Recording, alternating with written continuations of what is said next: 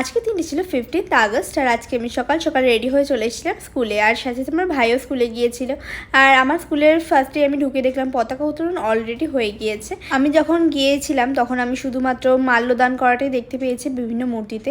তারপর আমরা হল ঘরে চলে এসেছিলাম। এখানে বিভিন্ন রকমের সাংস্কৃতিক অনুষ্ঠান হচ্ছিল, যেখানে আমার সহপাঠীরা অংশগ্রহণ করেছিল। আমি কোনো কিছুতে অংশগ্রহণ না করলেও দর্শক হিসেবে দর্শকের আসনেই বসেছিলাম। আর এই মুহূর্তে যাকে দেখতে পাচ্ছ সে ছিল আমারই একটি বান্ধবীর ভাই, যে এই মুহূর্তে নাচও করেছিল। তার নাচটা ভীষণ সুন্দর হয়েছিল, তাই তোমাদের সাথেও একটু শেয়ার করে দিলাম। আমার ভাই অনেকই ছোট, তার জন্য ও তো পারফর্ম করতে পারবে না, তবে ওর ভাইয়ের নাচ দেখে আমার ভীষণ ভালো লেগেছিল।